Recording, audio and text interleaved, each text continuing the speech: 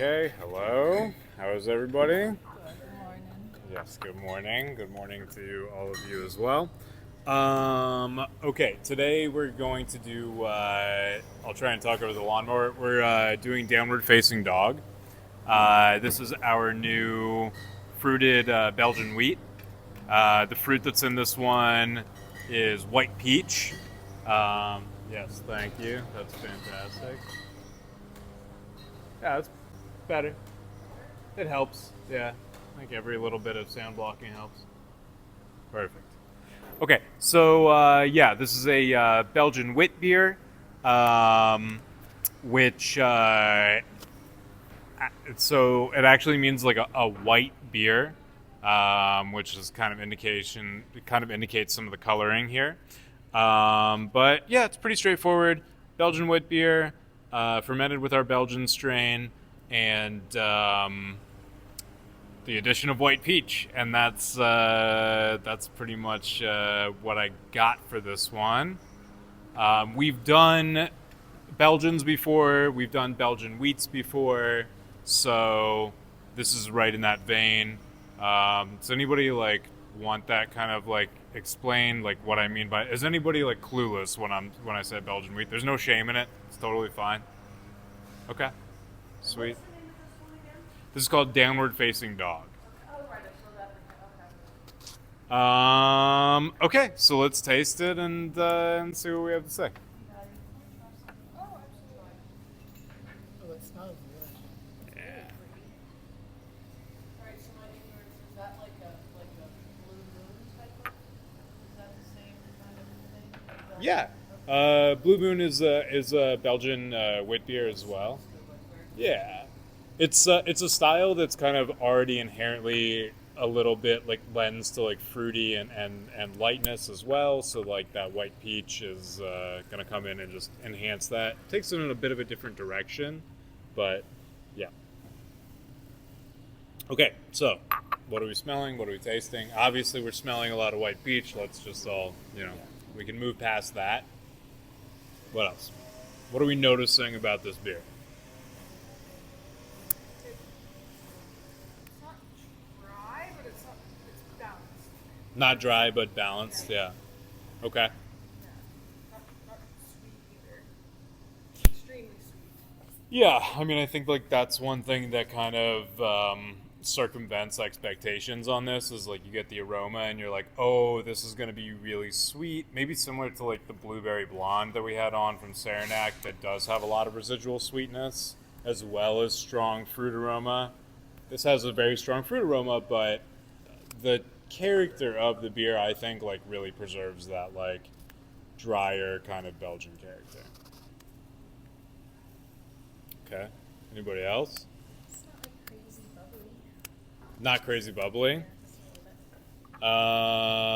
bit. Yeah, I mean that might be just the first pull here of the day. I think once we clear the line a little bit, you'll see a little more carbonation in it. Um, have you noticed that like beyond this tasting, or that's just specifically from what you're tasting right now? Just this one. Okay, so yeah, I think that might be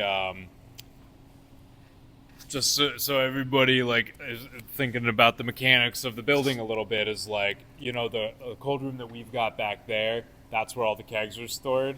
I don't know whoever if yeah actually there's you guys don't really go into that cold room like ever, huh?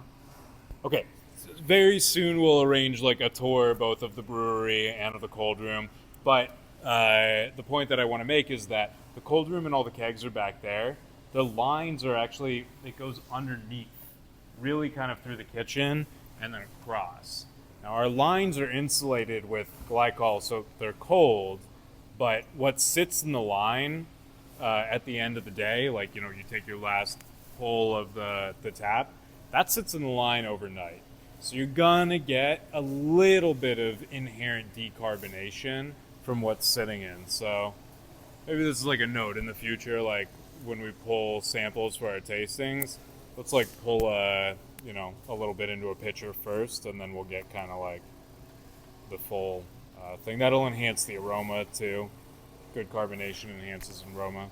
Okay, that's enough of that tangent. But yeah, it also might be that this one's a little bit less carbonated than you would think. Generally speaking, we want these kinds of beers to be highly carbonated. So I get what you're saying. Not that I think it's a critique or anything, just an observation, but I feel you. Yes. Pretty citrusy. Okay, nice. Yeah, that's interesting. Yeah, yeah, I hear that. Maybe like medium body, not super light, not extremely heavy. Yeah, Yeah. yeah, kind of middle of the road. It's like not exactly like River Trail Pilsner, light in body, but not exactly like heavy Imperial Stout. Yeah, kind of like right in the middle of the road. Yeah, that's a good observation. Anybody else? Anything that they want to add to it? Like it. I don't. I like it's I a good don't- one. We'll take that. I don't like beer, but I like this one. That's dope. I don't typically like beer, so I do like this one. Nice. Which one is this replacing? This was going on for the boysenberry wheat that we had, which was Warrior 2. Okay, yeah. Yeah. So I don't really like beer either, but I like both this and that one. And we got that, I think, a lot on Warrior 2. You know, I mean, you guys were out there serving it for. We had that one on for dang near 3 months. Yeah. So yeah, so you guys probably know that well. That's like a good beer for people who are not like super into beer, maybe. So is this going under like the light section, or is it kind of like next to the sours? Where do we have it? Let's see. I forget our headlines. Do we have a fruit forward thing?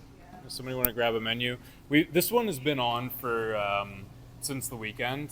If you haven't worked since last week, this might be your first time encountering it. It's on the fruit. Yeah. Okay. So that's yeah. So it's on the fruit side.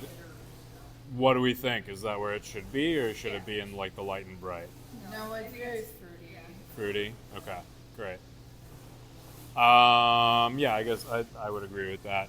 Do either of you try the barbaric shop? I do. Can't really taste it very well right now, so. All right. Let's. Are we good on this, everybody? Okay. Thanks. Great. Yeah. The